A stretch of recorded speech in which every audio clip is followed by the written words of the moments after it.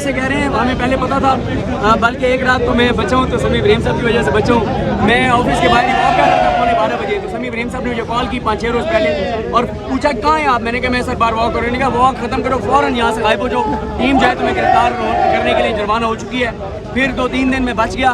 High court سے ہم نے رجوع کیا اور پوچھا کہ میرے خلاف FIA میں پولیس میں اگر کوئی مقدمہ ہے تو بتائیں, میں فیس کرنے کو تیار ہوں. تو بہرحال گرفتار تو ہونا تھا, وہ ہے نا کہ آشنا غم سے ہونا تھا بہت, اور ہمیں تم نہ ہوتے تو کسی اور سے بچھڑے ہوتے. ٹھیک ہے.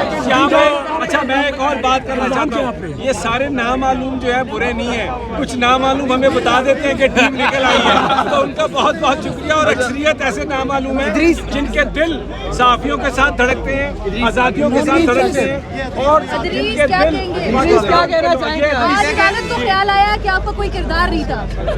ظاہر سی بات ہے, میرا صرف قصور یہ تھا کہ میں نے ان کو کہا کہ میں صدیق جان ہوں. دوسری بات سب صدیق جان ہے. بالکل.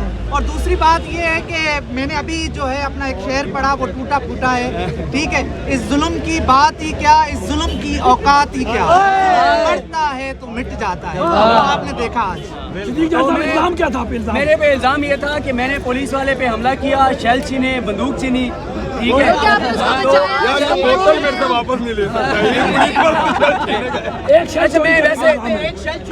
بالکل. اچھا میں یہاں پہ نا, میں یقین کریں بہت سے ایسے کردار ہیں جن کا بھی نام لوں گے تو بہت سے اپنی نوکری سے بھی بیچارے چلے جائیں گے, ان پہ پھر کسی وقت ان کا شکریہ ادا کریں گے. لیکن میں ان سارے صحافی دوستوں کا, ثاقب بشیر صاحب, ان کے دوستوں کا جو یہاں پہ موجود ہے, اور خاص طور پہ وہ 7 سے 10 ہمارے جرنلسٹ دوست جنہوں نے بیان حلفی دیا اور بتایا کہ میں نے ایسا کچھ نہیں کیا, میں ان کا بھی شکر گزار ہوں. جن لوگوں نے ٹویٹس کیے, جنہوں نے آواز بلند کی, جو ساتھ کھڑے رہے, میں سب کا شکر گزار ہوں. ایک ایک کا نام نہیں لیا جا سکتا, تو سب کا انشاءاللہ شکریہ ادا کرتا ہوں اور شکریہ ادا کریں گے. باقی یہ ہے کہ مجھے جیل جا کے اور حوالات میں جا کے پتہ چلا کہ اتنی بات نہیں ہے. سمجھنے والی ضروری ہے. ہمیں یہ بتائیں آپ اندر چلے گئے, باہر آ گئے,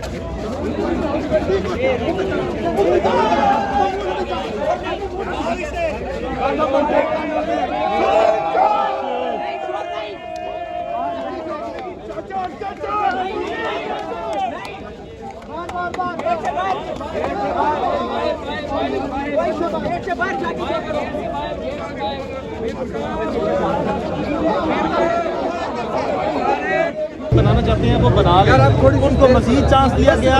پہلے بھی وہ فیل تھے میری کورس میں, فیل ہو گئے.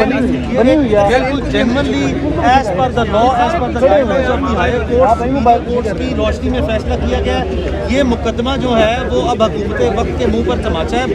مزید خدا کا واسطہ ہے لوگوں کو بولنے دیں, ان کے حق کو جو ہے کمپرومائز نہ کریں. منہ پر سننا ہے. انور رضا صاحب سے بھی بات کر لیں. نیشنل پریس کلب میں زندہ ہے صحافی, زندہ ہے.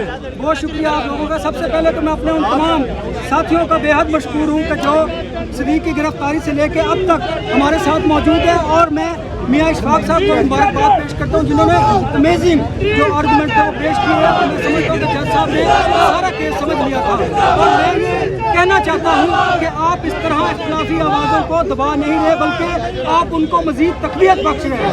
اور ہمارے حوصلے بڑھ چکے ہیں, ہمارے حوصلے مزید پہلے سے زیادہ توانا ہے, اور ہم یہ ہمیشہ کہتے رہیں گے کہ جو حق کی بات ہوگی ہم ضرور کریں گے. کیونکہ جیلوں قید و بند کی صحبتیں, جیل جانا, کوڑے کھانا یا پھر اغوا ہونا اب ہمارا کلچر بن چکا ہے, اور ہم اس کے لیے تیار ہیں.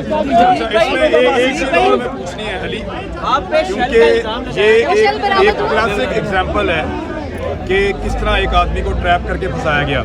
اس میں ہم کاؤنٹر کرنا چاہیں گے, اور یہ ڈیفرنٹ کیس ہے. دیکھیں, یہ ہم نے صدیق جان کی اریسٹ سے پہلے ہی ہمیں یقین تھا, یہ بہت سا ڈیٹا ہمارے پاس اکٹھا ہو چکا تھا, اور میں نے صدیق جان کو ایڈوائز بھی دی تھی کہ فوری اپلیکیشن فائل کر چکے ہیں.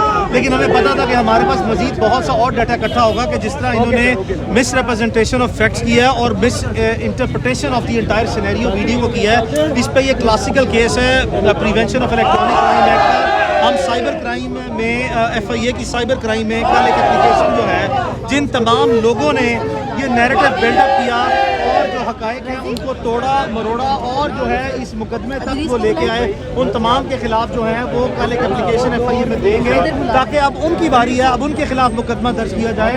اور اس طرح جو مسا شدہ حقائق جو ہیں, جس کی بنیاد پر جو ہے آپ کو سیریز بھی ایڈوانٹیج لیا جاتا ہے، یہ سلسلہ اب فوری طور پر بند ہونا چاہیے.